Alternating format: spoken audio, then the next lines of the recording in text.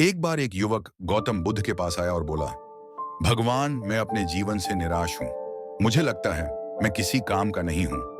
गौतम बुद्ध ने मुस्कुराते हुए कहा, यह सब तुम्हारे विचार हैं। खुद को जानो और अपनी शक्ति को पहचानो। बुद्ध ने कहा, तुम्हें खुद पर विश्वास करना सीखना होगा।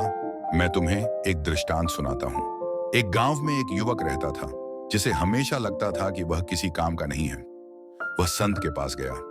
संत ने युवक को एक चमकता हुआ पत्थर दिया और कहा, इसे बाजार में ले जाओ और इसकी कीमत पूछो, लेकिन इसे बेचना मत। युवक बाजार में गया और फल बेचने वाले से पूछा, क्या आप इसे खरीदेंगे?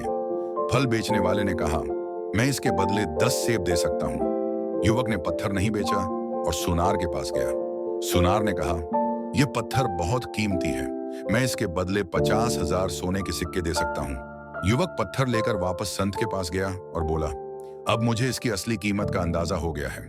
संत ने कहा, यह पत्थर तुम्हारी तरह है। जब तक तुम अपनी कीमत नहीं पहचानोगे, लोग तुम्हें सस्ते में आंकेंगे। गौतम बुद्ध बोले, यह कहानी तुम्हें सिखाती है कि खुद पर विश्वास रखना कितना जरूरी है। युवक ने बुद्ध का धन्यवाद किया और अपने जीवन में आत्मविश्वास के साथ आगे बढ़ने का निर्णय लिया। इस कहानी का संदेश है कि जब तक हम खुद पर विश्वास नहीं करते, तब तक हम अपने जीवन में सफल नहीं हो सकते। गौतम बुद्ध का यह संदेश आज भी हमें प्रेरणा देता है। खुद पर विश्वास रखो और अपने जीवन को नई ऊंचाइयों पर ले जाओ। गौतम बुद्ध के महत्वपूर्ण उपदेश, खुद को जानो। जब तुम अपने आप को पहचान लेते हो, तो दुनिया की कोई भी ताकत तुम्हें नहीं रोक सकती। आत्मविश्वास रखो।